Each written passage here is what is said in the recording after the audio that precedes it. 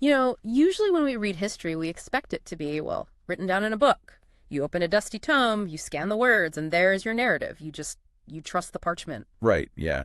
We do tend to rely heavily on manuscripts or, chronicles and official decrees.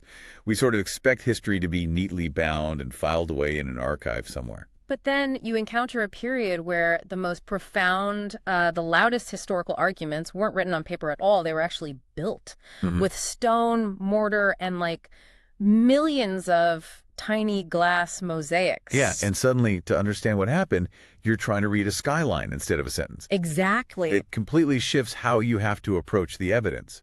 You are no longer just reading a text, you are interrogating a monument, one that is acting as a massive political and theological manifesto. Okay, let's unpack this. Today, our mission is to decode one of the most recognizable yet wildly misunderstood buildings in the entire world, the Dome of the Rock in Jerusalem. It really is a fascinating subject. We are taking a deep dive into an amazing paper by Mark Bates titled Architectural Polemics. And the hook here, the thing that just absolutely blew my mind reading this, is that most of us think we know exactly why this famous golden dome was built. Right, we've all heard the traditional stories. Yeah, but what if the original intention, the actual 7th century message, wasn't what those later myths tell us at all?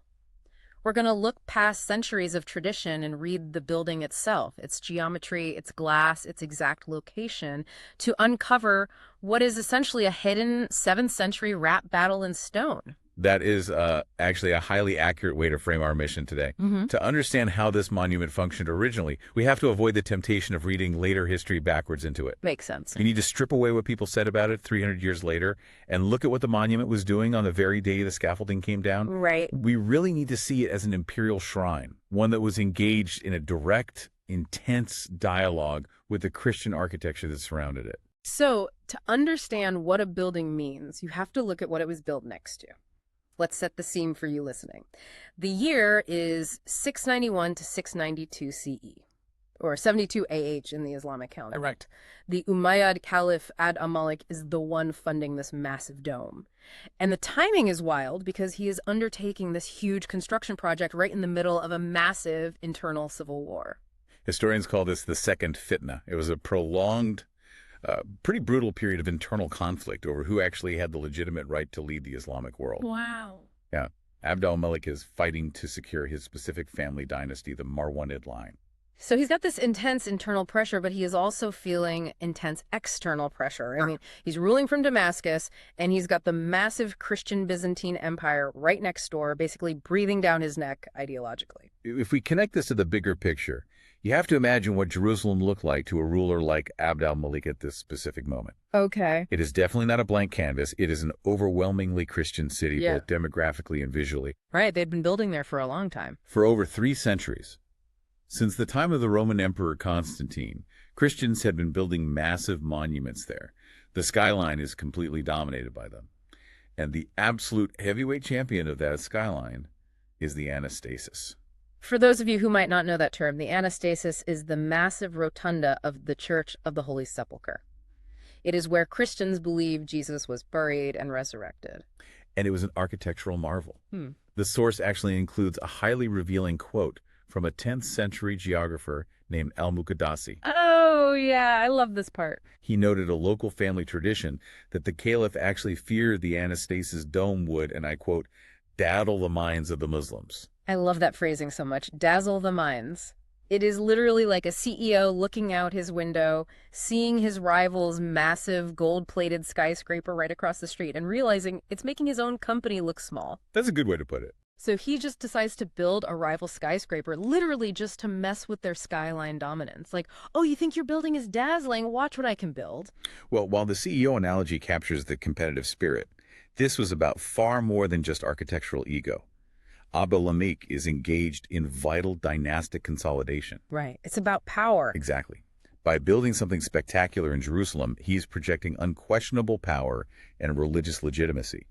He is physically claiming the sacred landscape for his empire in a city that, visually speaking, screams Christianity. So if you want to outbuild your rival, how do you do it? Because you can't just build a standard office block and expect it to compete with a masterpiece. You have to speak their architectural language. How exactly did the Dome of the Rock visually talk back to the anastasis? It did so by perfectly utilizing the established visual vocabulary of late antique commemorative shrines, specifically a type of Byzantine Christian building known as a martyrium. I want to pause there because, when I think of early Islamic architecture, I instantly think of mosques. I picture large open-air courtyards where lots of people can gather to pray together. But a martyrium is something completely different, isn't it? Completely different. The early congregational mosques, taking shape in places like the Hijaz, the western region of Arabia where Mecca and Medina are located, those were indeed designed for large communal gatherings. And they were usually square or rectangular, right? Right. But a martyrium is built for a different purpose entirely. It is actually designed to commemorate a highly specific, localized holy site, or the tomb of a martyr. And structurally, they are often octagonal or circular. Like the Kathisma Church, which Bates mentions in the paper, that was a local Christian shrine located right between Jerusalem and Bethlehem, built in an octagonal shape around a sacred rock. Yes, that is a vital local precedent. The Dome of the Rock's design features an octagonal outer shell, a circular inner space housing the sacred foundation stone, and ambulatories. Those are the circular walkways, right? Yes, walkways designed specifically so visitors can walk around that center. This layout is completely familiar to that late antique Christian tradition. Abd al-Malik is adopting the regional language of holiness. And he didn't just adopt the general shape. The actual blueprint is staggering when you look at the math. The inner dome diameter of the Dome of the Rock is roughly 20.2 meters across. And the Anastasis Rotunda, the Church of the Holy Sepulchre across the valley, is roughly 20.9 meters. They are practically staring at each other eye to eye. Just imagine standing in the Tyropean Valley between them in the 8th century, looking left and then right. The visual symmetry would be impossible to ignore. It really would be. Here's where it gets really interesting. My question as a reader was, when you match dimensions that closely, is this just straight up architectural plagiarism? It feels a bit like, I don't know, wearing your opponent's team jersey to their home games, sitting in the front row, and just asserting dominance. I think your jersey analogy hits much closer to the historical reality than the idea of plagiarism. We really shouldn't reduce this to a mechanical copy or a lack of originality. So it's more of a flex. It is a highly deliberate architectural dialogue. By matching the scale and the geometry, Abd al-Malik is making a sophisticated visual claim to the ultimate sacred center, what the ancient Greeks called the omphalos, the navel of the world. Wow. He's basically broadcasting to the Christian population, our revelation belongs in this exact same tier of imperial and divine favor. In fact, it supersedes yours. And it wasn't just the sheer size of the dome that sent that message. Let's talk about the interior decorating. The bling. The bling is definitely important here.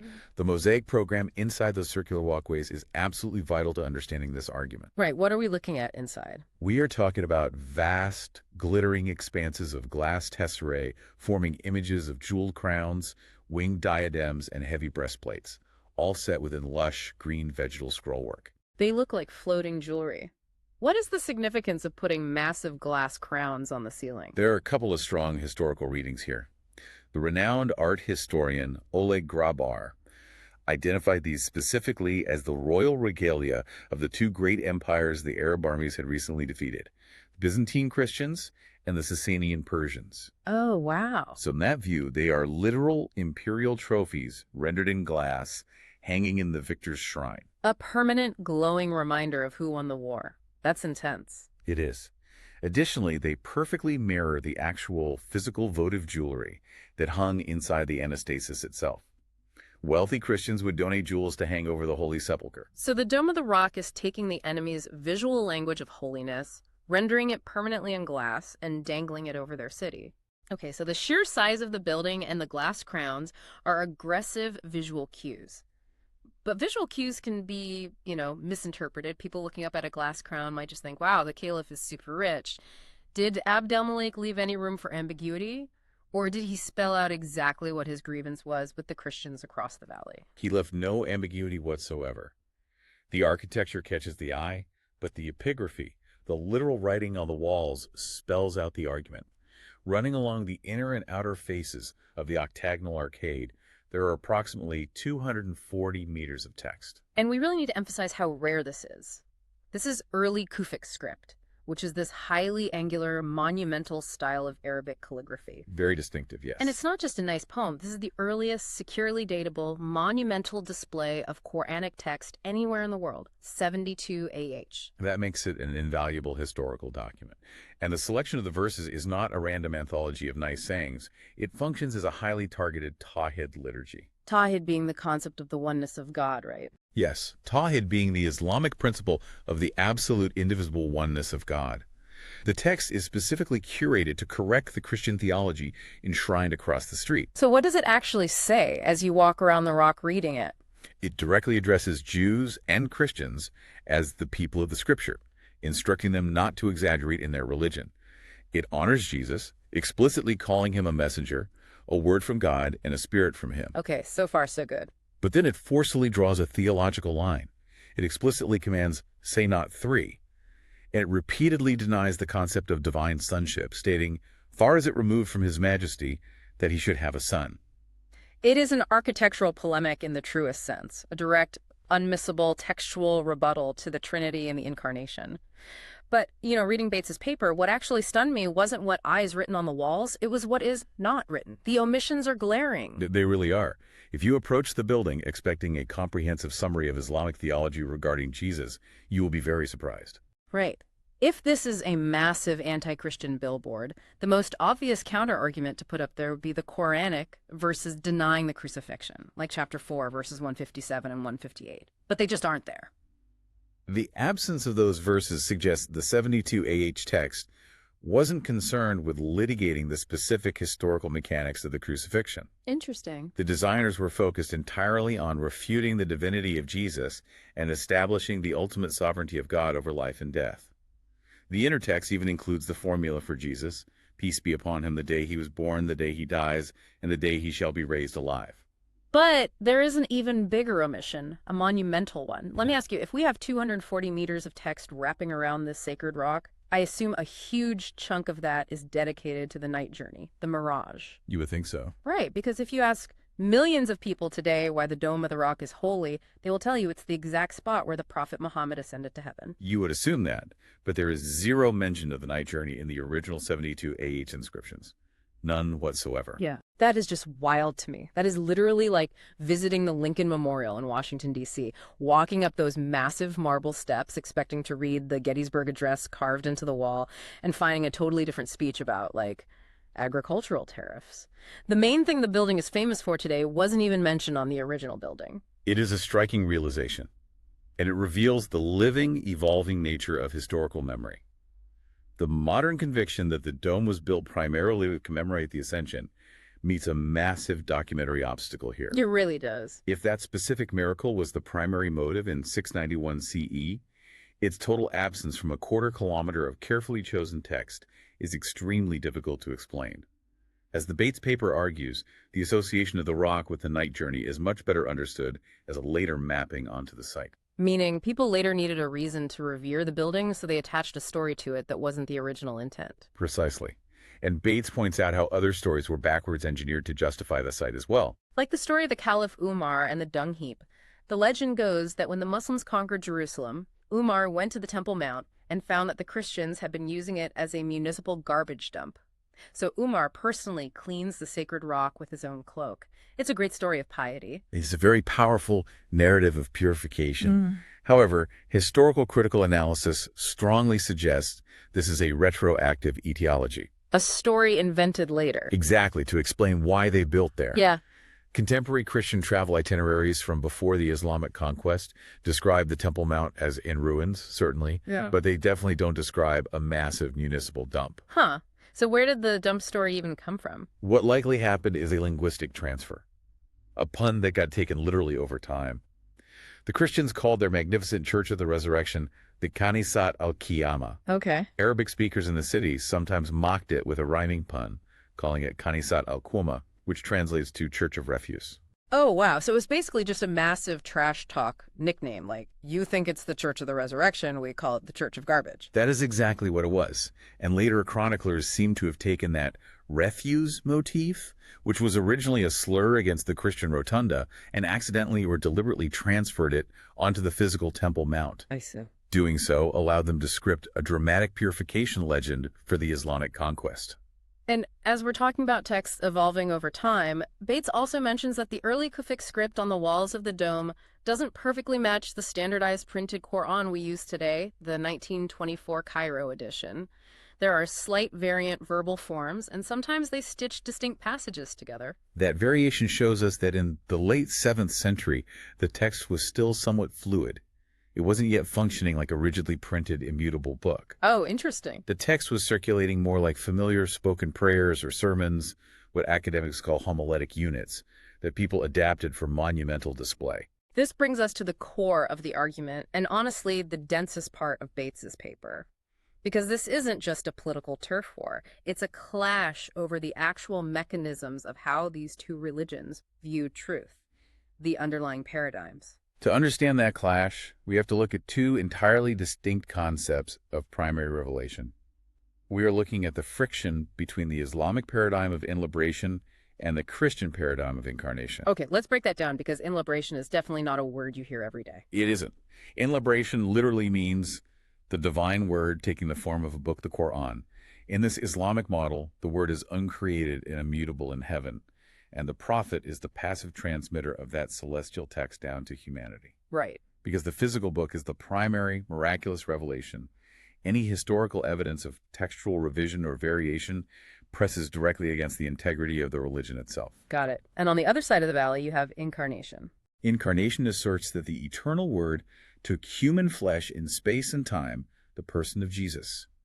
In this Christian paradigm, the canonical scriptures are not a dictated celestial book. They're different. Rather, they are the inspired, historically conditioned witness to that person and to the covenantal promises that preceded him. So what does this all mean?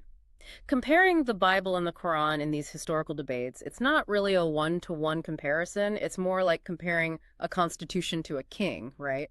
That's a helpful way to think about it. One side says the ultimate unchanging authority is a written document. The other side says the ultimate authority is a living person, and the texts are basically historical diaries written about him. That perfectly captures the categorical asymmetry Bates points out, and this structural clash is situated within a broader academic framework that Bates explores, utilizing the biblical scholar Walter C. Kaiser Jr.'s concept of the promise plan. The promise plan. I'll admit, reading through this part of the source, I had to slow down. Can you walk us through what Kaiser means by that? Of course. In this academic framework, Kaiser suggests there is an unfolding organic trajectory of God dwelling with humanity throughout the biblical canon. Okay. It starts in the book of Genesis, chapter 3, with a promised seed after humanity is exiled from sacred space in Eden. That promise moves through the covenant with Abraham for land and blessing, through the giving of the law at Sinai, the establishment of the Davidic dynasty in Jerusalem, and it climaxes in the incarnate Messiah, where Jesus explicitly identifies his own body as the true temple, essentially replacing the stone building. Exactly. And crucially, in Kaiser's reading, this fulfillment in the Messiah does not cancel or abrogate the prior concrete promises made to historical ethnic Israel. The trajectory is additive, not destructive. So how does building a physical structure like the Dome of the Rock interact with a theological storyline like the Promise Plan? Within the logic of that specific framework, the Dome of the Rock stands as a profound architectural refusal. Think about what the building physically does. It reclaims the rock. Yes. It reclaims the physical rock of Mount Moriah as a localized, permanent sacred center, defying the idea that the temple is now a person. And simultaneously, it inscribes on its walls a literal denial of the divine sonship of the one who claimed to fulfill that trajectory. It contests the climax of the biblical story in 3 dimensions. But obviously, the caliphs and the Islamic scholars of the time didn't see themselves as refusing a valid trajectory. How do they view these massive differences in the narratives, especially since both religions claim to revere figures like Abraham and Moses? Classical Islamic theology approaches this friction through the concept of tarif, the assertion that the earlier Jewish and Christian communities corrupted or altered their original scriptures. Ah, I see. From that perspective, the dome isn't a refusal of truth. It is a necessary, monumental correction of a corrupted timeline, restoring absolute monotheism to the sacred center of Jerusalem. But Bates points out a major logical dilemma with that Tarif argument for the 7th century, right? This raises an important question. This is purely an academic observation of the historical timeline. We know from extant manuscripts like Codex Sinaiticus that 7th century Christians living around Abd al-Malik possess complete Bibles that predate Muhammad by centuries. Right. The Quran itself, in several passages, commands the people of the gospel to judge by the gospel currently in their possession. So if they are commanded to judge by the book they hold in their hands, but that book already contains the crucifixion and the claim of divine sonship, well, that creates massive friction. That is the logical dilemma. If that 7th century Christian text is valid, its Christology stands. If the text was supposedly already corrupted by the 7th century, the Quran's appeal to it as a valid criterion becomes historically and logically unstable. Wow. You have two totalizing systems of thought colliding head-on right there on one plateau in Jerusalem. It is the ultimate intersection of theology, history, and architecture. Let's try to bring it all together for you listening. We started today looking at a famous golden dome, a postcard image we've all seen a million times. And by reading the sources, we discovered it was actually Abd al-Malik's architectural mic drop. It really was a monument designed in 691 CE to speak directly, almost combatively, to the Christian rotunda across the valley. Yeah. It utilized mashing dome sizes, the visual grammar of late antique martyria and royal mosaics, and highly polemical early Kufic inscriptions to argue theology against its neighbors. It's such a powerful reminder of why this history matters so much. Buildings aren't just shelters. They aren't just pretty shapes designed by engineers to keep the rain off. They are arguments. Very true. The next time you look at a famous landmark, any landmark, you have to ask yourself, who was this trying to talk to? Or, perhaps more importantly, who is it trying to talk over? It completely changes how you walk through a city. You stop seeing stone and start seeing speech. It really does. You know, we started this whole deep dive talking about how reading a building is fundamentally different from reading a book. A book can be closed, it can be tucked away on a shelf and ignored if you disagree with it. Right. But a building, a massive, gold-plated, perfectly geometric building on a hill just stands there, shouting its argument into the sky century after century, whether the people walking below want to hear it or not. Even when the original message gets covered up by new myths, like the night journey or the dung heap stories, the actual stones, the dimensions, the layout, they remember the original intent. Exactly. Which leaves me with this final thought for you to mull over.